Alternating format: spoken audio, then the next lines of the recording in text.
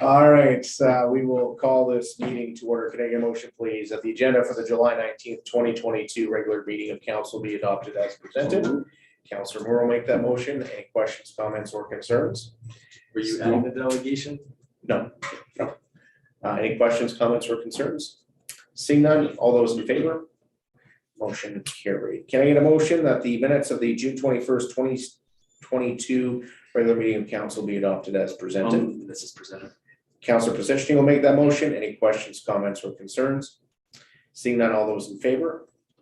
Motion carried. We have no public hearings, no delegations, no reading of bylaws. Can I get a motion, please? The council approve the Galloway Station Museum and Travel Center as a vehicle charging station site for the Edson location of the eVenture charging network. Councilor Bevan will make that motion, and we have Brendan Riom, our municipal energy coordinator, to present on this evening. Welcome, Brendan. Thank you. Let's bring this up here.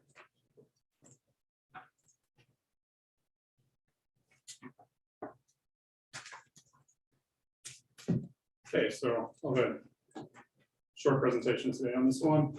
So yeah, like you introduced, I'm presenting on administration and asking for the approval of Galloway Station Museum being selected as the location for the Edson site for the eVenture electric vehicle charging network.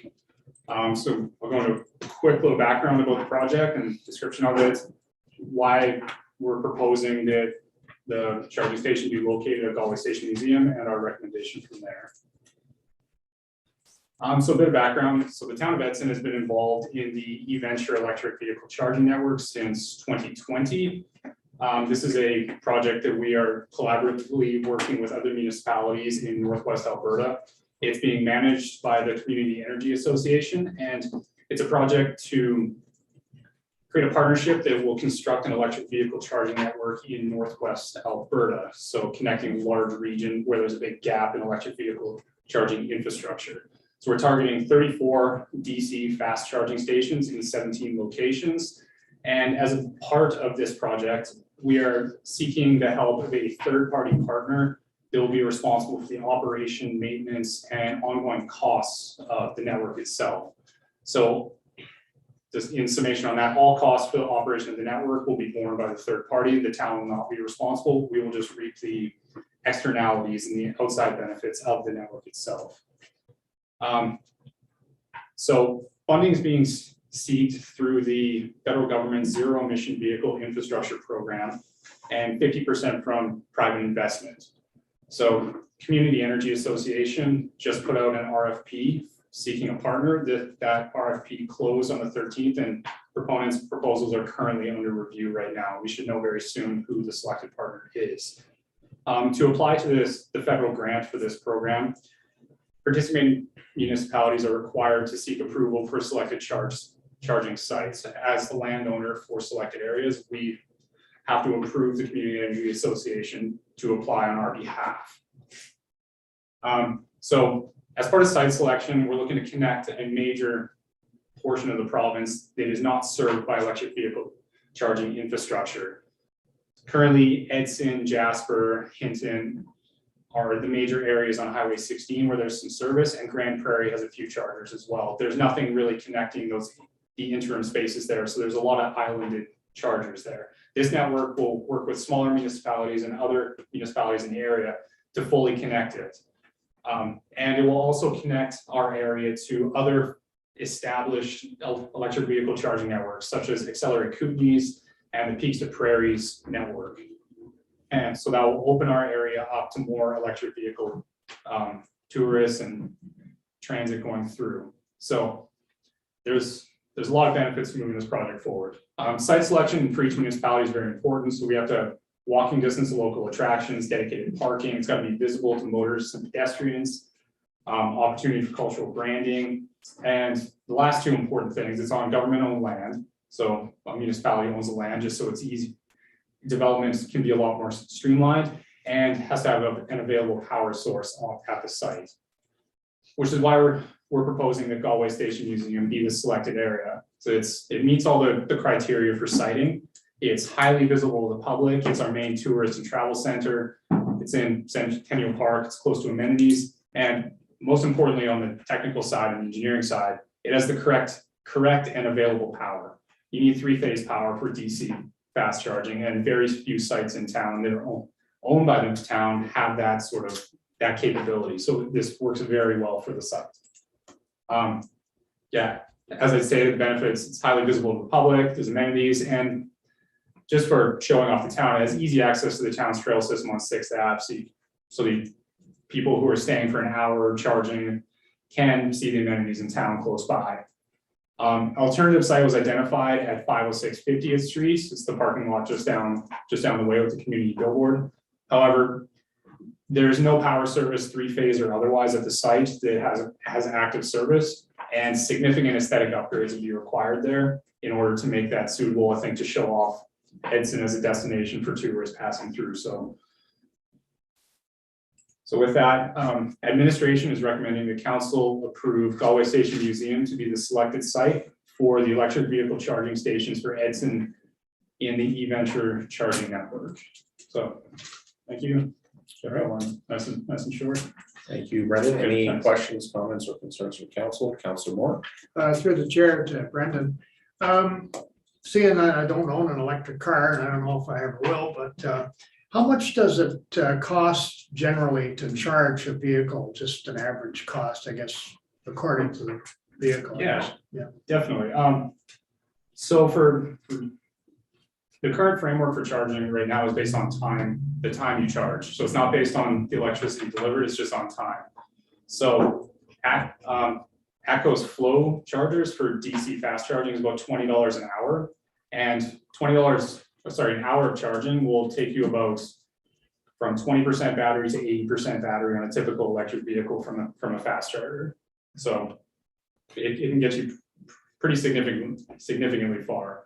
On a level 2 station, which is just a 208 or a 240 volt, those typically run about $2 an hour. I think Canadian Tire has a level 2 charger as well as the level 3 ones there. So it's very cost effective. Supplementary. Go ahead. Do these chargers, they cost basically the same, do they, or they vary in prices? Is that for installation costs? Well, yeah, not installation costs, but if you say plug in somewhere else, will it cost the same? Or and where does for the Galloway location, where does that money go?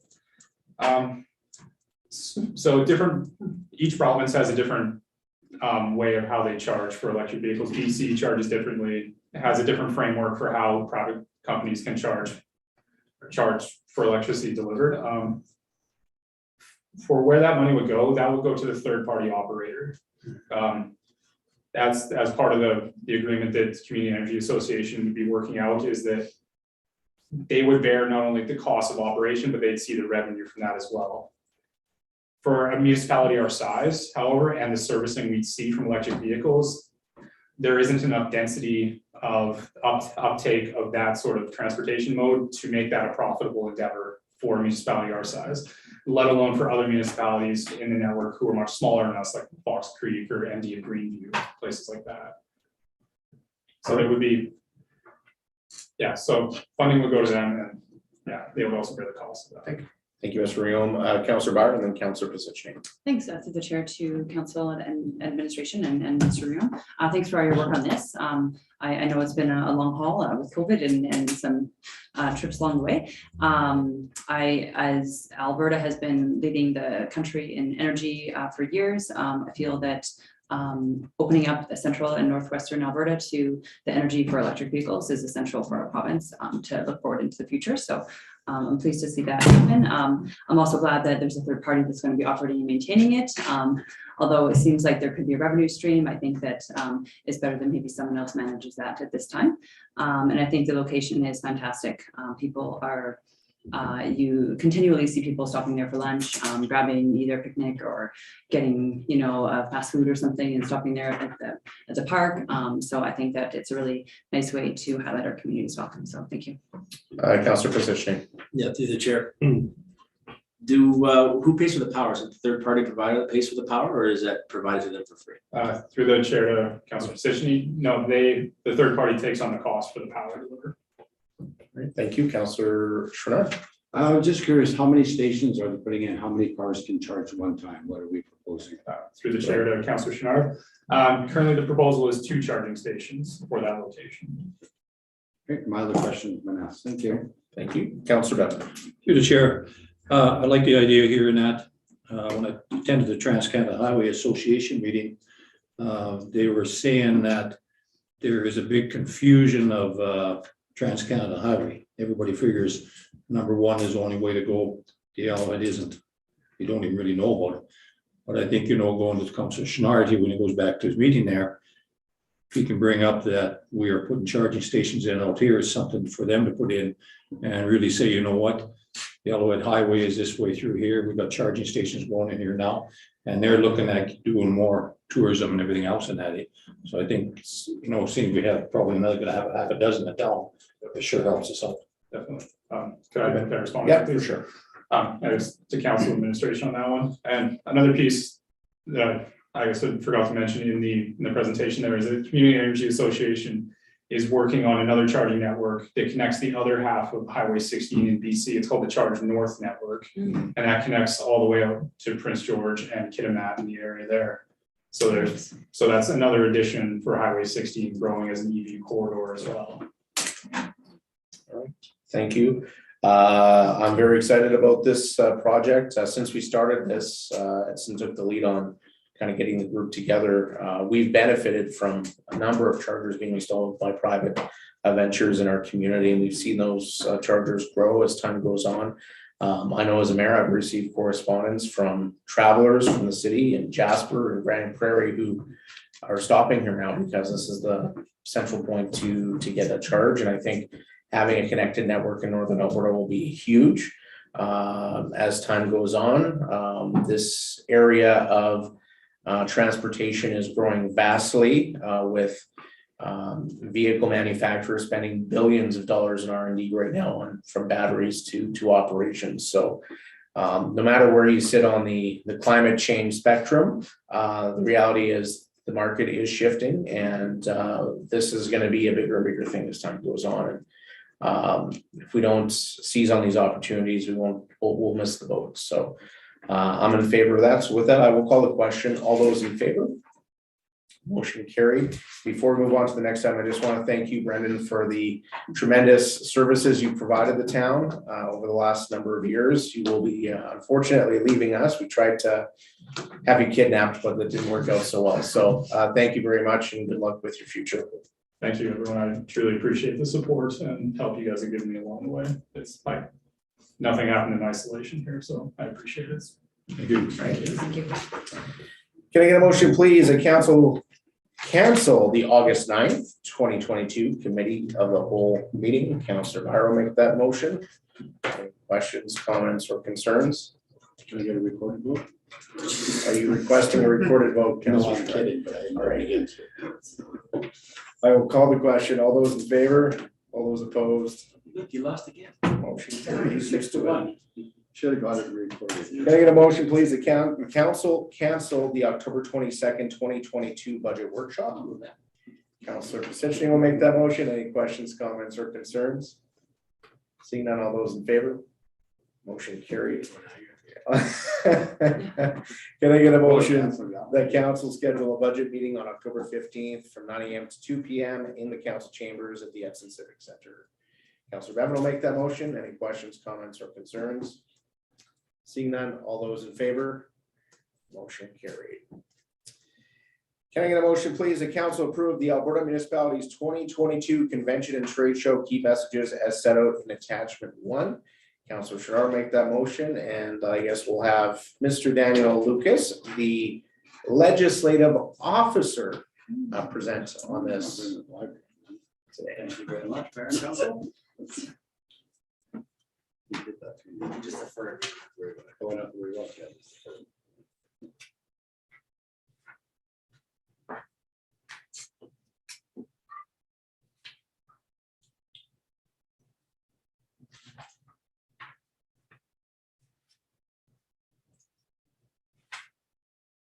Apologies for the delay. Just getting the presentation up now.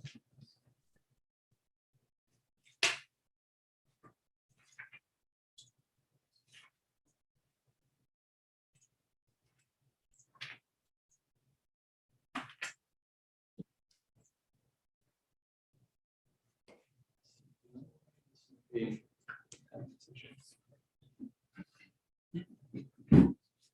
you're not doing so good. CO beverage, is Mr. Lucas still on probation? Oh, it's just an open. We count it in red light. Yeah, this doesn't load up. That's just.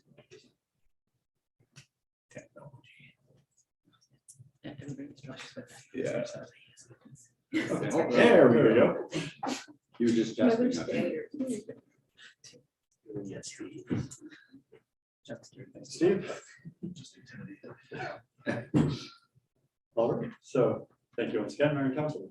As noted, I'm presenting on some proposed key messages and advocacy areas for the Alberta Municipalities 2022 Convention and Trade Show. So just a quick explanation of the background and purpose and scope of this project. Essentially, it's a very narrow application meant to apply specifically to the Alberta Municipalities 2022 Convention. One of the primary benefits this will offer is just administratively, as administration pursues or takes ministers up on meeting requests to be held during the convention. That will allow us to, one, target specific ministers that we may be interested in requesting meetings for on behalf of council, as well as the subject matter for those meetings. We can also provide clarity and certainty as council engages in advocacy efforts and messaging on key issues.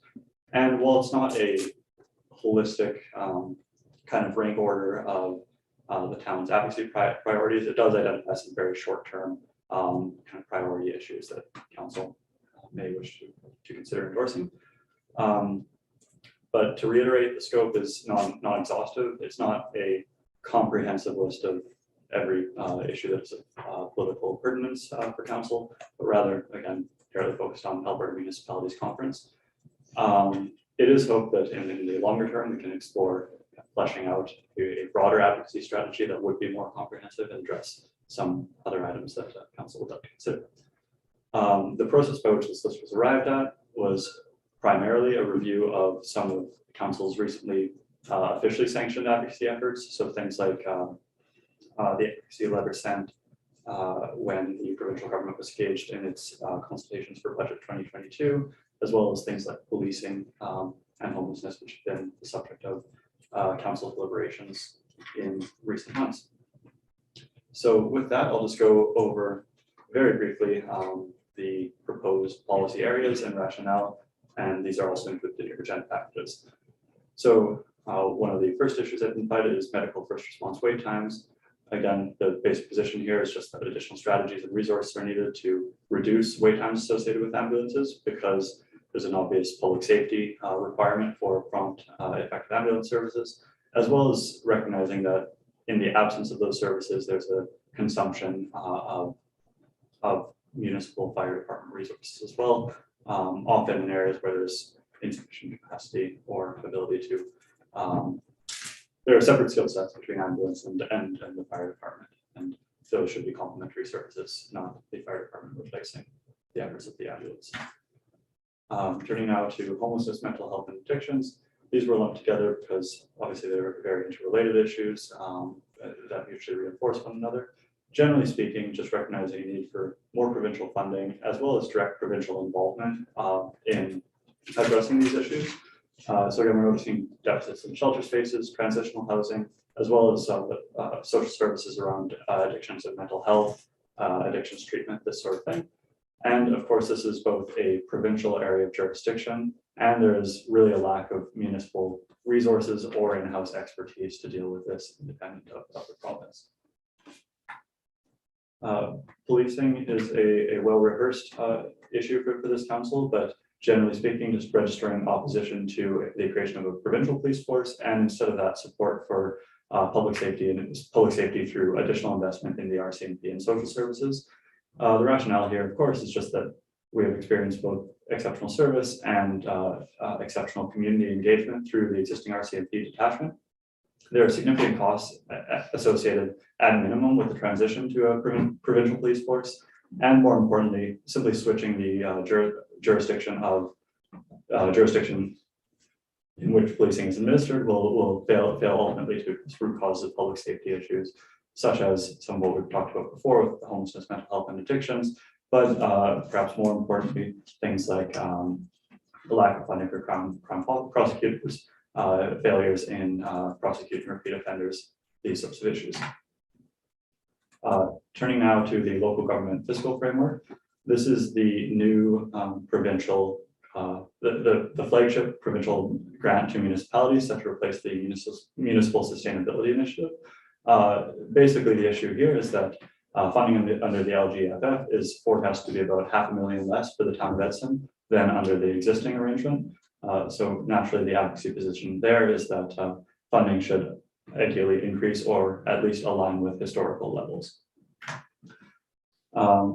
Provincial downloading and funding cuts. This is sort of an umbrella issue that touches on a number of areas that we've already talked about, but just kind of lumps them into one conspicuous trend, which is the trend towards imposing additional regulatory and other requirements on municipal operations, whilst often scaling back funding, as we see in things like the new LGFF program.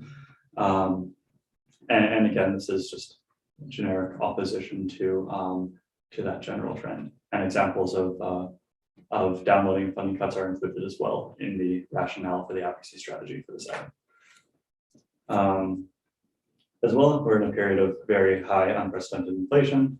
In particular, as it relates to gasoline and electricity prices, this is causing financial hardship for Albertans, and just general advocacy is recommended for additional price relief from the province. Turning now to Highway 16 running through the town. Generally, there's a recognition that there's a poor condition of the highway, which has assorted detrimental effects, whether economic, aesthetic, quality of life effects, etc. And more importantly, there's a lack of any known provincial plans to work with municipality on rectifying these issues in not only the near term, but also the long term. So again, the advocacy position here is that we need to start the planning process, specifically in consultation with the town, to ensure that where the town has planned, say, underground infrastructure investments, that we can do those in conjunction with the province and find synergies in our approach.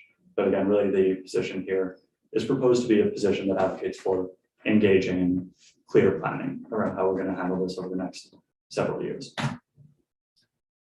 Then finally, a couple of infrastructure related items.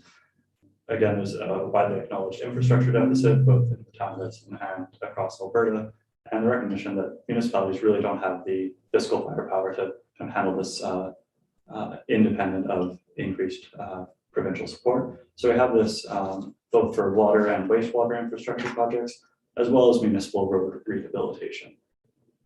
And with that, I would open the floor to any questions, comments, or concerns that the council might have. Thank you for your work on this, Mr. Lucas. We'll open the floor. Councilor Sharp. Thank you for your presentation. So all these meetings, are we going to set forward? And because if we can meet 50% of the people you got, I think that'd be an added bonus. I'd be more than happy to meet with all of them, but if we can get 50%, that would be great.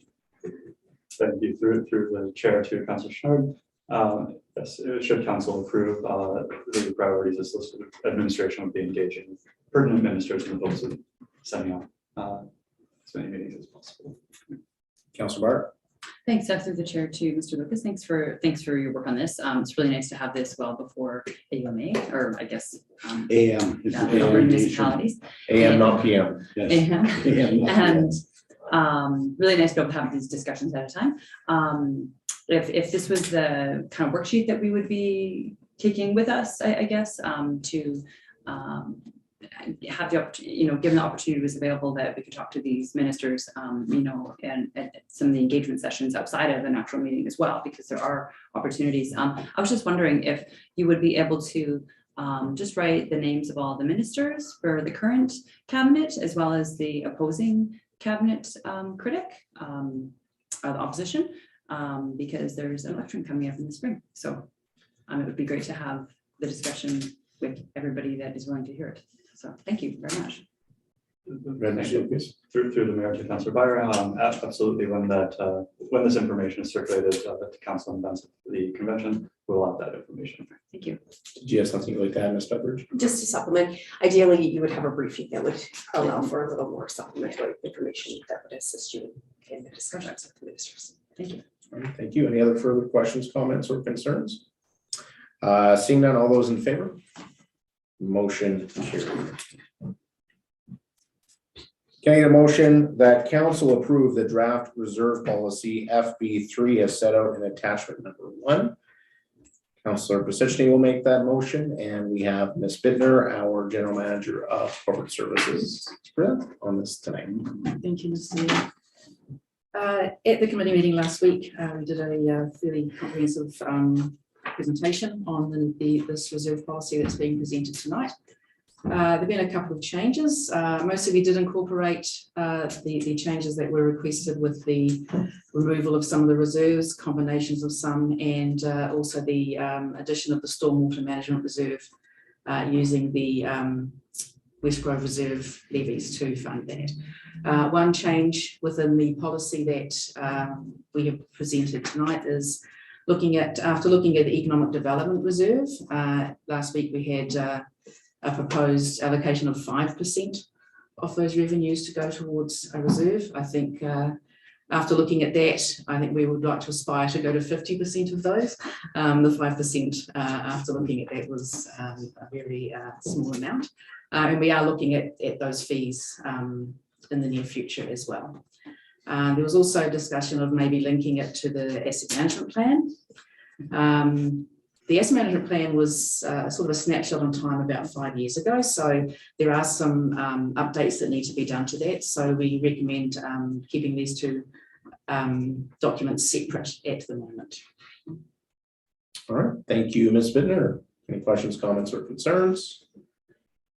Councillor Byer. Through the chair to Ms. Bittner, regarding the removal, or not removal, but not linking the asset management plan, I think that sounds fine, especially since it's an older, I guess maybe outdated in the sense of the document that it's written on. But I appreciate that informal report will come later so we can stay up to date on that. So thank you very much. Any other questions, comments, or concerns?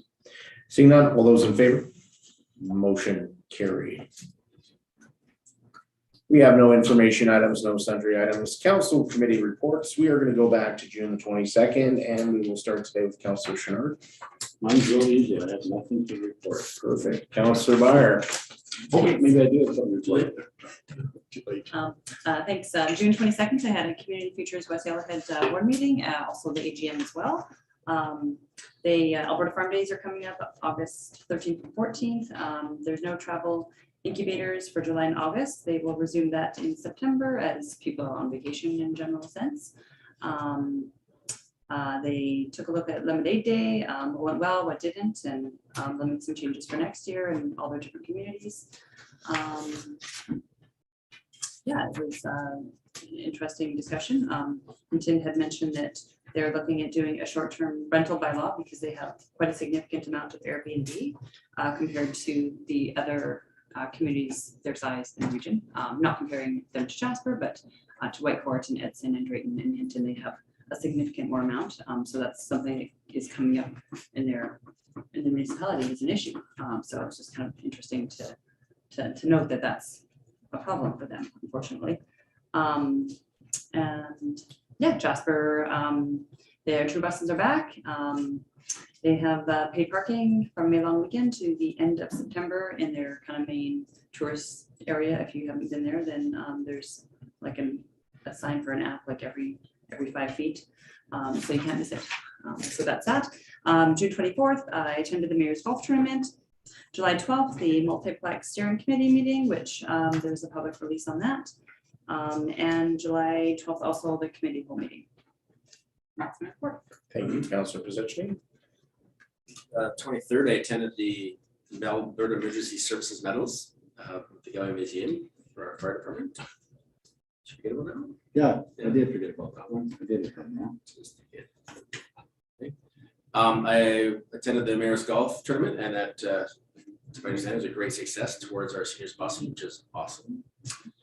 And on the 12th, I attended the Yellowhead Committee, the Yellowhead Steering Committee for the multi-use facility as well. And of course, the community home meeting, and that is all I have to report. Councillor Bevin. Thank you, Councillor Pacichney. June 22nd, I had Evergreen Foundation meeting. We zoomed in. We just had to pass a few budget that we had put on there to carry over while our CAO looked them up and down. We just 15-20 minute meeting. We passed all those. 23rd, had an IRC meeting and also community futures meeting at rural. In our community futures meeting, we elected chairs, vice chair, chairs. Taylor Olson from Grand Cache, he retained that chair. Vice chair is Don Mitchell. Treasurer is Albert Ostrich from Hinton. IRC chair is Brian Lafarge now. And Helen from Jasper, myself. This is the last year we'll be on it. We've served on that board for 9 years and that. And I think I sat as 7 years as an IRC chair and stuff like that. So we're done as of October here. And we'd like to thank Councilor Moore. He did zoom in a couple of times for us, and he also came and sat in some of our meetings to see what's going on. So it was very nice to see another councilor sit there and do that. So thank you very much, Ed. Thank you. Also attended the Alberta Emergency Medical Awards on the 23rd. 24th was the golf tournament, Mayor's Golf Tournament, which was really, really good success. 25th for the Evergreen, for the senior transportation at trivia night. We did make $6,200 on that for the seniors transportation. And then the lady turned around and gave us back $200 that she won for the 50-50. And the lady that won the $1,000 draw on the tickets, raffle tickets, turned around and gave us back $1,000. So we done really well in that, not even half the teams from previous years, and we didn't even have a raffle table or anything like that, so it's good.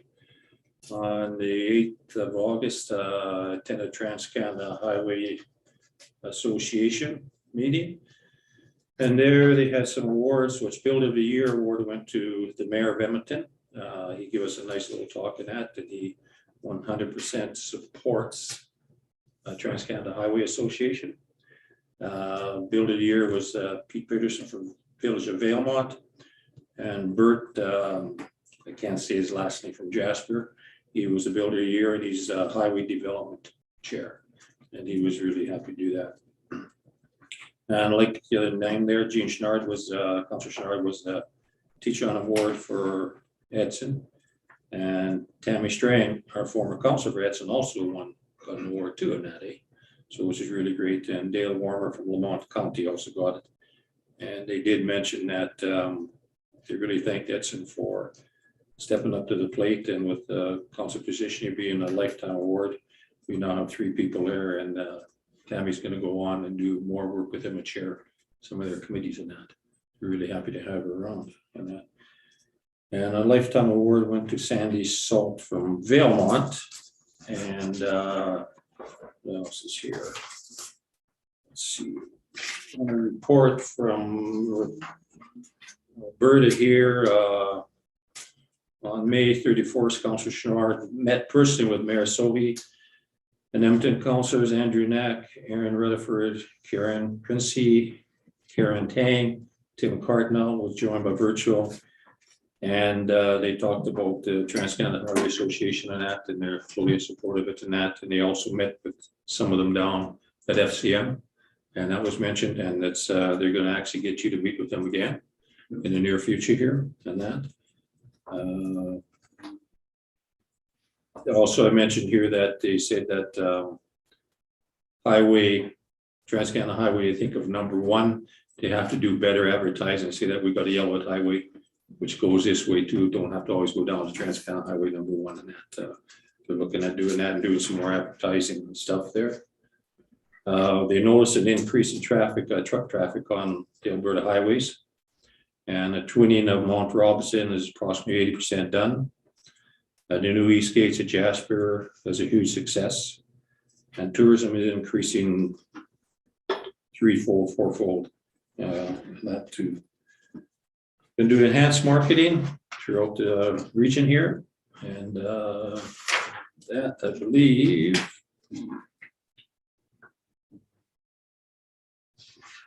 that is my report as presented. Thank you, Councilor Moore. Thank you. Yeah, June 23rd, honored to attend the firefighters medals at Galloway, and saw a lot of old friends and acquaintances there, and yeah, it was a great night. June 24th, I attended the mayor's golf tournament, proceeds to the seniors transportation bus, very much a success. The weather wasn't optimal, but at least it didn't rain until it was over, and that was good. And yeah, very successful. June 28th, I attended with the Youth Council a facilities tour of Edson. And yeah, for many, it was an eye opener. I got to see the RCMP detachment, the workings of, and as well, the water treatment plant, wastewater treatment plant, which I hadn't seen before. And that was quite something, very technologically advanced for sure. Plus the leisure center, the fire hall, the Galloway Station Museum. It was certainly a full day. And then we met afterwards, and the youth council members were given awards for their services this year. And yes, very much deserved. July 1st, I attended Canada Day festivities at the leisure center. And little inside story, one of the vendors that I know very well, she grossed $600 that day. And she said that's more than she usually earns in a whole year at the farmers markets. She was very happy about that. And a very successful event. Of course, watched the fireworks, wonderful as usual. And yeah, and that was good as well. July 15th, I popped into the summer festival, and I noticed all the smiling faces there. People were certainly glad to partake in this event, and overall it was pretty good weather. And finally, on July 16th, I attended the Habitat for Humanity block party, and had a good chat with the organizers. I gave them a little of my advice on how they should spread the word a little bit more. They're trying to sell some units there. I believe 10. You can correct me if I'm wrong. And yeah, it was very good. And I rode my bike there, so I was environmentally friendly too. And that's my report. Thank you, Councilor Moore. On June 23rd, I participated in a federal roundtable with the Minister of Housing, Diversity and Inclusion on homelessness and chronic homelessness in Canada, as the federal government's looking at what policies they want to implement. And we had a couple of breakout sessions, and it was interesting. I was one of maybe 2 people from rural Alberta there. And we were coupled with cities like Vancouver and Victoria, and large cities in Ontario, Winnipeg. And the interesting thing is we all have the same issue, just on different scales. Not enough resources, lots of issues. And it was interesting to hear, as I talked about our rural homelessness issue, that the city mayors were saying, we need to stop advocating just for our cities, but we need to start advocating for rural Canada, because those issues are pushing into our cities and just making the problem even worse within our borders. And you see that all over the place. Everybody's having the same struggles. And one of the key things that was shared with the federal minister is there needs to be clear rules and responsibilities on the levels of government. Right now, nobody has an official, officially delegated that responsibility, and everybody wants to pass the buck on to somebody else. So what are municipalities responsible for? What are provinces responsible? And what is the federal government responsible for? We also talked about the need for flexibility, that one size is not going to fit all. What works in the city is not necessarily going to work in rural Alberta, and vice versa. So it was really good. I got to thank FCM for ensuring that Edson was represented at that federal roundtable. On the 23rd, attended the Emergency Services Medal Awards, which was a great event, and without like what usually happens, the fire department got called out just as the award ceremony was supposed to start. So Thank you to all of our emergency responders for all they do in our community. 24th, Mayor's Golf Tournament. I want to thank everybody around this table for attending and supporting in various capacities, and administration as well. It was a huge success, and hopefully we'll go a long way supporting seniors transportation in our community. Unfortunately, on the 28th, I was not able to attend the tour with Youth Council, but we did have the wrap up. I know a number of our youth councilors are going to be reapplying for Youth Council again coming up here this fall. Youth Councilor Robert Preville is moving on to post-secondary. He's been a member, I think, almost since the beginning. So that was great to see. On the 12th, had the multiplex steering committee as well as the committee of the whole, and then on May 13th, CAO Beverage and I met with the mayor and CAO of the county, just talk about areas of mutual interest and things that we need to work on and get our councils together in the future. And that is my report. Councillor Chouinard. After hearing all your reports, I also attended. No, you already had your chance. I have a correction for you as well. That's it. Okay, so I attended the golf tournament and I forgot the important Team GFL won first prize. Shut them down, Mr. Mayor. Just a correction on the mayor's award. That was for his previous role as the federal minister of transportation. So the mayor of Edmonton, when he got the award at TransCanada, he was awarded for being the federal minister of transportation. So I want to clarify that. All right, And thank that's you. it for my report. That's 5 minutes. We're going to take off your next next meeting allocation. Actually, the next meeting you guys canceled, so you take only 5. Yeah, I know. All right, thank you.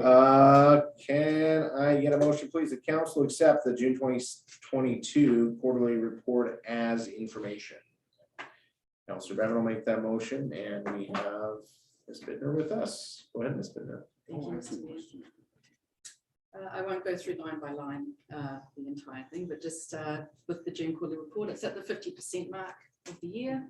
And so in your agendas, you see that we have gone through and looked at anything that was significantly outside that range, which we class as 10% either way.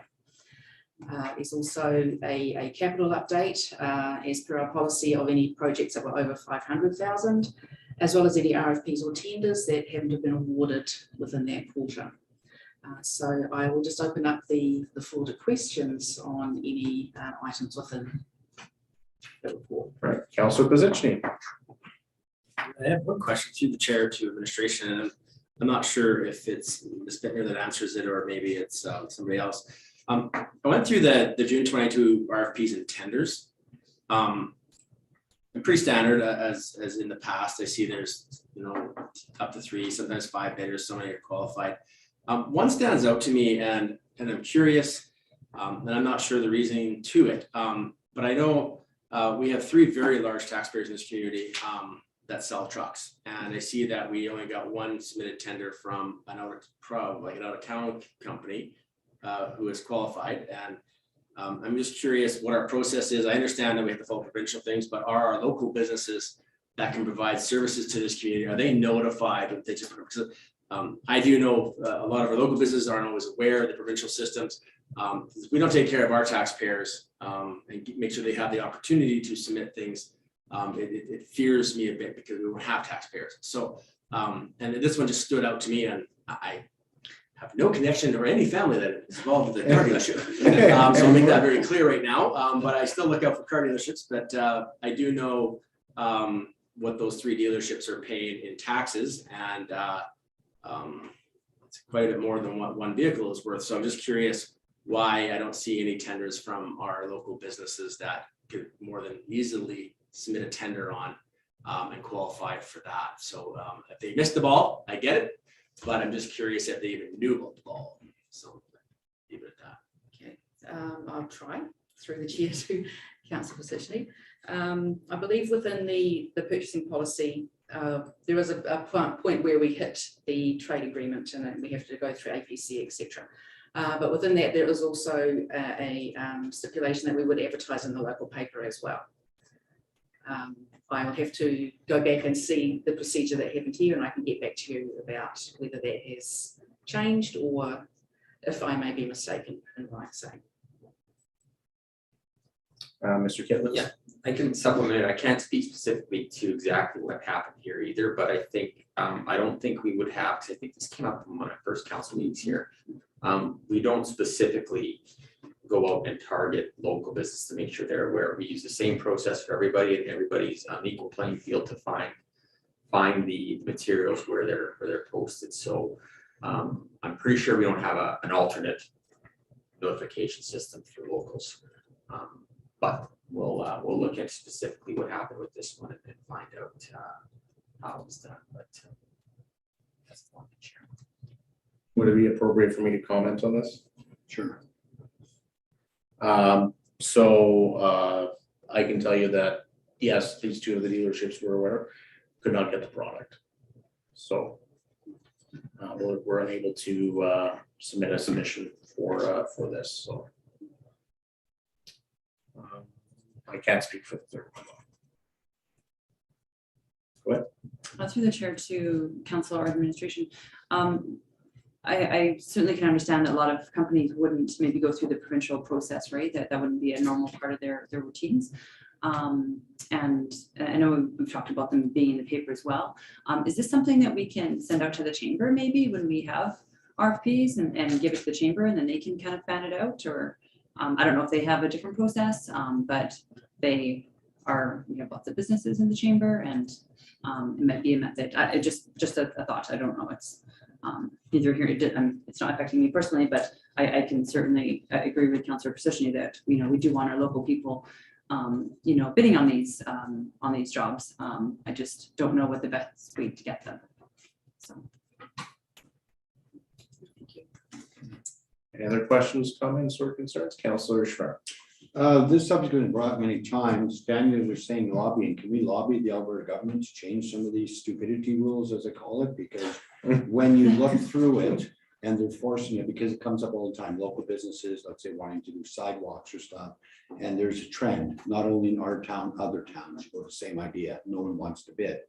So how can we lobby to change it around a bit? Because it's not so much in the big cities, but it hurts every small town. If they're tendering the sidewalks, selling vehicles, and we can't support our local businesses, and definitely as local business, if they're taxpayers to the town of Edson, they're considered local. So therefore, how can we change this or bend this to help them? Because I have to agree with Councillor Position. It's not the first time it's come up. If they're paying us tax dollars and they come and say, you know what, why did you buy this product elsewhere? And I mean, we had one answer, due to COVID, but for many years, they don't even have a shot at it. So that'd be a question for Daniel, if you can help us on the lobbying list. I'd like to ask that question to the appropriate people. Duly noted. I don't know if you want to respond to that. Can you Mr. respond Lucas? to that, or? Yeah, I may defer, sorry, through. Yeah, put you on the spot. I may defer somewhat to CAO Beveridge, but I think given that the obviously priorities set for the convention have been approved, we need a new motion or item brought forward something to amend them. So I don't think there's a need for that. I think we know what the issue is, and we can certainly have those. I can make a motion, conversations. but I probably lose it. Seal Beveridge. Mr. Mayor, through to council, we can definitely take this under advisement. This has come up before, but as far as ensuring fairness for all as well, there is a process in place. Not saying it cannot be improved, but it's something we can look at. We'll take it under advisement. Yeah, thank you. Go ahead. Through the chair to Ms. Bittner, I suppose. I appreciate the additional verbiage in the capital projects over 500,000 to describe what's going on in each of those projects. Just a quick question on the Waste Creek construction. Is that expected to have any progress in 2022 or like physical construction? Mr. Kitless. Yeah, through you, Mr. Mayor. So as reported, I think earlier, we're still waiting on some land purchase and land dealing issue situations. So those are progressing. We did get some good news about 2 or 3 weeks ago that was positive from our lawyers. I can't share details, but that was some positive news. Really, that's the hang up. As soon as the land deals are done, we're full steam ahead. So for sure, we'd like to get some work done this year, but I can't say for sure right now. Sure. Okay, thank you. Just to follow up to Councilor Myers' question, so we're all good with the provincial grant that we received for that project as well, since that is progressing forward as far as you're aware. For this one, this specific way, Waste Creek. as far as, yeah. it's really- All right. Anybody else have any other questions? Just a question on the 2022 infrastructure rehab program, road construction. I see that tender came in significantly less than the budget amount, but my understanding is that there's additional works that are gonna be being done outside of the paving, including catch basin repairs and dealing with some of the heaves. Yeah, it'll be spent. Perfect. Yeah. Yeah. All right, thank you. With that, I will call the question. All those in favor? Motion carried. Questions from media and public regarding items from this council meeting. Steve, do we have anybody online? We do have Nikki online. Hey, Nikki, do you have any questions?